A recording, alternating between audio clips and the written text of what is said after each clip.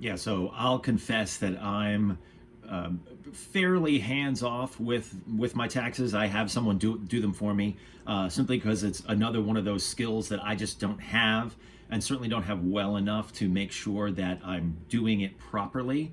And when you're talking about having to either pay significant amounts of money, and to me, anything more than about $100, $200 is a significant amount of money for me, or get back the same amount.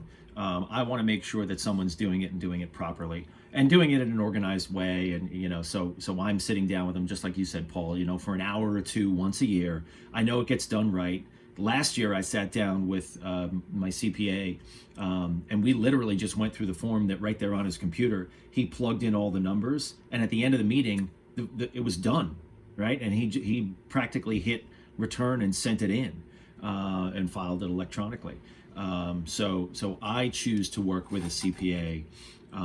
Early on, I guess it was probably about 15 years ago, I worked with a company, and the CFO of the company came to me, and he looked at he was looking at my pay stub, and he's like, "You're not taking out enough money here. You're not doing this right."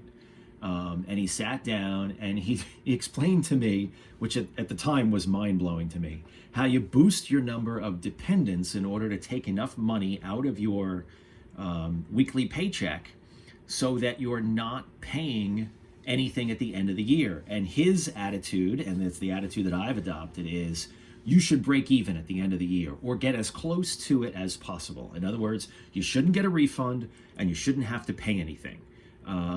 Because as we all know, if you're getting a big refund, that means that you've been parking all that money with the federal government and the state government all year long, and you're getting their measly, almost 0% interest on your money. And at the very least, even if you're not making interest, it's money that you should have had in your pocket all year long, to do with what you wanted to do with, as opposed to what they want to do with your money, right?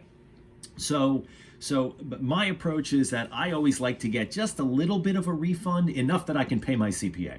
And then if there's a couple bucks left over, great, we'll go out to dinner, we'll go see a movie, or something like that. But that's kind of where I land on getting my taxes done, and also what I like to do in terms of either having to pay or having to get a refund. And if I have to pay a couple bucks, fine, I have to pay a couple $100, no big deal. If it goes beyond that sort of $200 to $500 mark, either on the refund side or on the pay side, then I know I'm doing something wrong.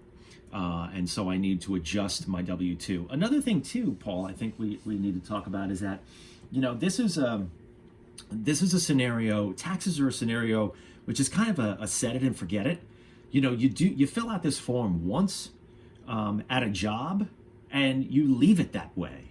Most people just tend to leave it, and they don't pay attention to it. They see the deductions come out every week in their pay stub, and they get to the end of the year, and they either owe or they get a refund on their taxes, and that's kind of it. And I think you have to start from the perspective of you have the ability to change this.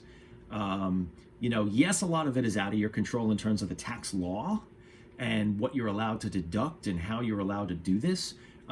But you also have a bit of control here in determining your destiny of how much gets taken out of your paycheck, and then that has an impact on what you either get refunded or what you have to pay come tax time. So really, if something's out of whack there in either direction, really sit down and look at your family finances, and especially your W-2 at your job, and figure out how you can change that to even it out a little bit. And if you have access to a CPA, go talk to them. Even pay them an hourly rate or whatever you need to pay them to sit down and do this. It will save you, especially if you're getting refunds of thousands of dollars or you're paying thousands of dollars. It's worth it to sit down and pay a few $100 for an hour session and figure this stuff out. And most CPAs will probably do that for free. They'll just, because they'll want your business come tax time. So make sure you do that.